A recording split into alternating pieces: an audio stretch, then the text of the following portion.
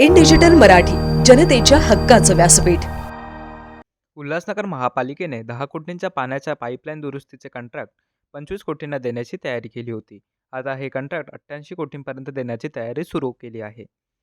या विभागात गेल्या 5 दिवसांपासून कंत्राटदार उल्हासनगर महापालिकेच्या बाहेर उपोषणाला बसले आहेत. अमृत योजनेअंतर्गत भुयारी गटार योजनेसाठी 416 कोटी रुपये मंजूर झाल्यानंतर 88 कोटी रुपयांचे हे कंत्राट का दिले जात आहे, असा प्रश्न उपस्थित केला जात आहे. आज उपोषणाचा 5वा दिवस आहे.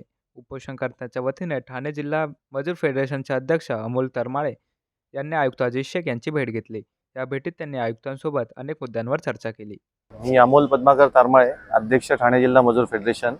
मी ठाण्यावरून आलो आहे. आमचे मजूर संस्थाचे काही पदाधिकारी साखळी उपोषणासाठी महानगरपालिकेच्या विरुद्ध जे टेंडर महापालिकेने काढले त्याच्या विरुद्ध साखळी उपोषण करत आहेत. त्यांना आज आम्ही भेट दिली आणि त्याच्यानंतर आम्ही कमिशनर साहेबांची भेट घेतली. कमिशनर साहेबांना मी माझ्या मजूर फेडरेशनच्या वतीने निवेदन दिलं आणि त्यांना विनंती केली की साहेब, आम्हाला जे काम मिळतं त्याच्यात आम्हाला शासनाच्या नियमाप्रमाणे 33% काम आम्हाला मिळावं, अशी आम्हाला आपली विनंती आहे. आपण एकाच ठेकेदाराला काम न देता आमच्या हिश्श्याचं 33% काम आम्हाला, शुभेच्छा हिश्श्याचं 33% काम त्यांना मिळावं, अशा आम्ही तुम्हाला मागणी करतोय.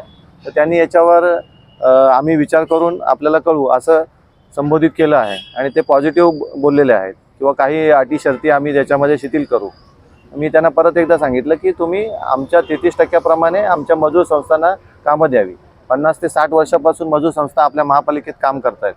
तर त्याच्यामुळे कधीही त्यांच्यावर कुठलाही आरोप झालेला नाही आहे. त्याच्यामुळं चांगल्या प्रकारे मजूर संस्था काम करू शकतात. त्याच्यावर 5-25 लोक पोट भरतात, त्या लोकांचा उदरनिर्वाह त्याच्यावर चालतो, याचाही आपण सहानुभूतीपूर्वक विचार करावा. महापालिका ठेकेदाराला पाठीशी घालते, त्यांनी टेंडर काढलेलं आहे अशी आपल्या सगळ्या लोकांचे म्हणणं आहे. आम्ही त्यांना तेच सांगितलं तर तुम्ही एका व्यक्तीला पाठीशी न घालता तुम्ही आम्हाला आमच्या हिश्श्याचं 33% काम द्या. आम्ही त्यांना असं म्हटलं नाही आहे की तुम्ही कोणाला काम देऊ नका किंवा टेंडर कॅन्सल करा. तुम्ही हे जे टेंडर काढले त्याच्यातलं 33% काम आमच्या मजूर संस्थांना मिळालं पाहिजे, अशीच आमची विनंती राहील. या मागण्या आमच्या मान्य केल्या नाही तर आम्ही पुढे आमच्या उपोषणाला बसलेल्या साथीदारांशी बोलण्यात आलं की कोर्टामध्ये जाऊन याच्यावर आम्हाला न्याय मिळण्यासाठी आम्ही प्रयत्न करू. याच्याकडनं आमच्याकडनं मजूर संस्थेकडनं जी काय मदत लागेल त्या लोकांना आम्ही आमच्या परीने मदत करू. उल्हासनगर विधानसभा क्षेत्राचे आमदार कुमार आयलानी यांनी देखील गुरुवारी या उपोषणकर्त्यांची भेट घेऊन या कंत्राटाला आपला विरोध दर्शवला. मात्र अजून देखील 150 कंत्राटदार आणि 10,000 कामगार मनपाकडून दिल्या जाणाऱ्या कंत्राटाविरोधात आंदोलन करताना दिसत आहेत. कि हम सभी लोग चाहते हैं कि ये टेंडर नहीं निकलना चाहिए और ये काम आज मुझे कारपोरेशन में 25 साल से मैं नगर सेवक भी रह चुका हूँ, आमदार भी रह चुका हूँ. छोटे छोटे ठेकेदार, उनको हम बिगर काम के, बिगर टेंडर के, बिगर वर्क ऑर्डर के बुला के भी हम काम करवाते हैं. इतने हमारे संबंध भर गए हैं. किधर पाइपलाइन टूट जाती है या किधर रिपेयर करवानी रहती है या नया पाइप डालवाना रहता है. हमारे ऊपर उनका इतना भरोसा हो गया और उनका हमारे ऊपर इतना भरोसा हो गया है कि छोटे मोटे 25-50 हजार लाख रुपए 2 लाख रुपए का काम करवाना है तो बेचारे इमरजेंसी में काम करवा करके देते हैं. चाहे ऑफिसर लोग हो, उनको बोलते भी हैं चलो आपका वर्क ऑर्डर बाद में बनाएंगे, प्रोसीजर बाद में करेंगे, लेकिन ये काम करके दीजिए. तो सभी छोटे ठेकेदार लोग, सभी नगर सेवकों को 1 नंबर 2 नंबर या 3-5 नंबर तक 78 नगर सेवक है प्लस कोऑप्ट है, उनके सबके साथ अच्छे संबंध है. बरसों से काम करते आ रहे हैं. उनका रोजी रोटी परिवार इस कारपोरेशन के ऊपर जो प्लम्बर लोग हैं उनके चलते रहते हैं. आज ये उनको नाराज करके इतने ठेकेदार लोग को, अगर बड़े एक ठेकेदार को काम दे रहे हैं तो वो सरासर गलत है. आज ये सभी के ऊपर लात मार के एक को खुश रखना वो गलत है. मैं कमिश्नर साहब से चर्चा की है कि इसमें जो कंडीशन डाली गई है पीडब्ल्यूडी डिपार्टमेंट की, एक तो वो कंडीशन निकलनी चाहिए. दूसरा, आज के डेट में मंथ पर ईयर कितना खर्चा है मेंटेनेंस का, उससे ज्यादा तो टेंडर नहीं निकलना चाहिए. या प्रभाग वाइज टेंडर निकाले, जैसा हमारे 4 प्रभाग है, 4 टेंडर निकाले. या छोटे छोटे ठेकेदारों को किस तरीके से खुश करके उनको भी रोजी रोटी मिलना चाहिए. और ये टेंडर ऐसा हो कि ये ठेकेदार भी ये टेंडर भर सके. जरूरी नहीं है एक आदमी भर सके, कोई भी टेंडर निकलता है तो आजकल तो आदमी ऑनलाइन पे ऑल ओवर इंडिया से भरते हैं.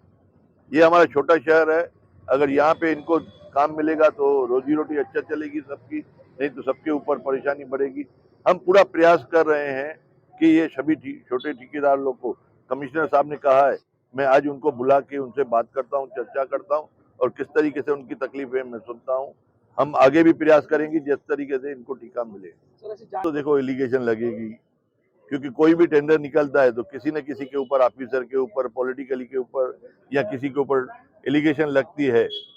देखिए टेंडर तो ऐसा होता है, मैंने जो बताया कि कॉमन रहता है, कोई भी ऑनलाइन भी आजकल टेंडर भर सकता है। जरूरी है कि आप सोच रहे हैं उसको ही मिले। मैं तो बोलता हूँ आप सब हिम्मत करके करो, आपको मिलना चाहिए। लेकिन वो जब भी आप आगे आएंगे, कमीशन से बात करेंगे कि चलो हमें टेंडर इस तरीके से चाहिए कि इसमें इजी, उसमें जो सॉल्यूशन हो, वाटर सप्लाई के जो कंडीशंस हो, ये टेंडर में वाटर सप्लाई की कंडीशंस लागू होनी चाहिए कि उसके पास टूल्स हो, पानी हो, पाइप हो या उसको एक्सपीरियंस हो। पहली बात तो जिसने यूएमसी में, उल्हासनगर म्युनिसिपल कॉर्पोरेशन में वाटर सप्लाई के काम किए हो, अगर 15 साल का एक्सपीरियंस है, 10 साल का एक्सपीरियंस है या 20 साल का एक्सपीरियंस है, उसको ही ये टेंडर मिलना चाहिए। जिसको काम आता ही नहीं है और वो प्लम्बर भी नहीं है या दूसरे डिपार्टमेंट का काम कर रहा है, तो उसको क्यों ये टेंडर मिलना चाहिए? ये टेंडर जिसको प्लम्बिंग का नॉलेज है, एक्सपीरियंस सर्टिफिकेट होना चाहिए, बाबा जिसने ये काम किया है, उनकी इनकम टैक्स में रिटर्न्स होगी कि ये इतने वर्षों से काम कर रहा था, इतने बिल्स पास हुए, इतने गए गए, तो उसको ही टेंडर मिलना चाहिए।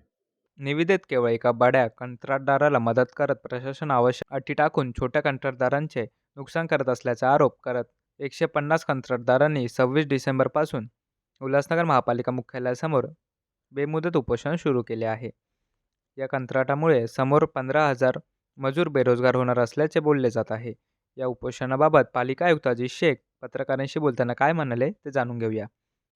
बघा, विषय असा आहे, की हा जो विषय आहे फार कालावधीपूर्वी महापालिकेमध्ये चर्चेला गेलेला होता. त्याप्रमाणे निर्णय झालेले होते आणि निर्णयामध्ये असं ठरवण्यात आलेलं होतं, की विशेषतः वॉटर सप्लायकडचे जे कामं आहे, त्याच्यामध्ये विविध स्वरूपाची कामं असतात. जसं पाईपलाईन बदलणं, लिकेजेस काढणं किंवा अजून काही दुरुस्तीची कामं वगैरे करणं. तर अशी जी कामं आहे, ते करण्यासाठी अ, एकच म्हणजे एकच निविदा करावी किंवा 2 निविदा 2 एजन्सीज नेमाव्या अशा प्रकारची अ, वेळोवेळी अ, वेळोवेळी त्याच्यावरती निर्णय झालेले होते आणि त्यानुसार यापूर्वीसुद्धा एक टेंडर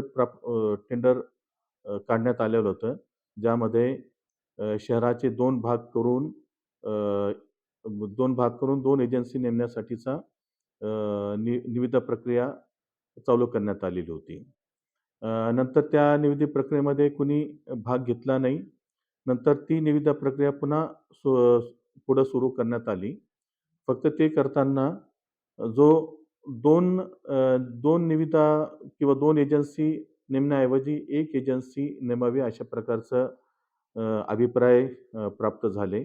कारण पूर्ण प्रशासकीय कामकाजाच्या दृष्टीनं एक निविदा मॉनिटरिंगसाठी किंवा सुपरविजनसाठी योग्य राहील अशा प्रकारचे अभिप्राय प्राप्त झाल्यामुळं आपण एक निविदेचा निर्णय घेतलेला होता. एक एजन्सीचा निर्णय घेतलेला होता आणि त्यानुसार त्याची निविदा प्रक्रिया सुरू करण्यात आलेली आहे. त्यामध्ये प्री बिडिंग सुद्धा ठेवण्यात आलेली आहे.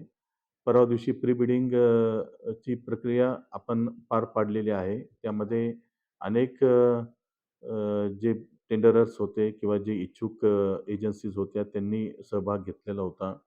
त्यांनी विविध त्यावरती काही लोकांनी आक्षेप नोंदवलेले आहेत, काही लोकांनी सुधारणा सुचवलेल्या आहेत, काही लोकांनी सूचना त्याच्यामध्ये सांगितलेल्या आहे. आणि त्यासाठी जी आमची निविदा समिती आहे, समितीमार्फत त्याचा अभ्यास केला जात आहे सर्व मुद्द्यांचा. कालसुद्धा माझ्याकडं मी हे जे आपण जे आता उल्लेख केलेला आहे, त्या सर्व बंधू-भगिनींना बोलावलेलं होतं आणि मी त्यांच्याशी सविस्तर चर्चा केलेली आहे. परंतु चर्चेमध्ये साधारणतः त्यांचं एकच मागणी होती, की हा टेंडर रद्द करा. तरच आम्ही चर्चेसाठी चर्चा करू वगैरे अशा प्रकारची भूमिका त्यांनी घेतलेली होती. मी त्यांना अशी विनंती केली की आपण प्री बिडिंगची जी आपल्याला एक सुविधा दिलेली आहे, त्यामध्ये आपण ह्या सगळ्या बाबी नमूद करणं गरजेचं आहे. आणि जर आपल्याकडं अजूनही काही मुद्दे असतील की जे आपल्याला वाटतंय की ते चर्चा करणं गरजेचं आहे किंवा या टेंडरमध्ये काही त्रुटी आहेत किंवा ह्या टेंडरमध्ये काही अ, म काही सुधारणा अपेक्षित आहे. तर त्यासाठी मी पुन्हा प्री बिडची डेट देतो, अशा प्रकारे सुद्धा मी त्यांना सांगितलेलं होतं. परंतु त्यांची एकच मागणी होती की हे रद्द करावं आणि अशा प्रकारे काल जी बैठक झालेली होती त्यामधून विशेष असं काही निष्पन्न झालेलं नाहीये. परंतु प्री बिड कॉन्फरन्समध्ये जे मुद्दे उपस्थित झालेले होते, जे लेखी स्वरूपामध्ये आमच्याकडे आलेले आहेत किंवा तोंडी स्वरूपामध्ये लोकांनी किंवा एजन्सी धारकांनी नमूद केलेले आहे.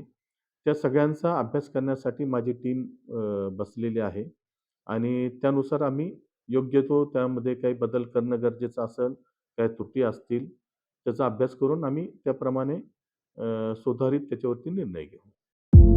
आमच्या इन डिजिटल मराठी या यूट्यूब चॅनलला सबस्क्राईब करा. तसंच तुमच्या आजूबाजूच्या परिसरात घडणाऱ्या घटना आमच्यापर्यंत पोहोचवण्यासाठी किंवा तुमच्या संस्थेची अल्पदरात जाहिरात द्यायची असेल तर आमच्या इन डिजिटल मराठीला संपर्क करा. आमचा मोबाईल नंबर आहे 95 030 711 61 96 571 66 910.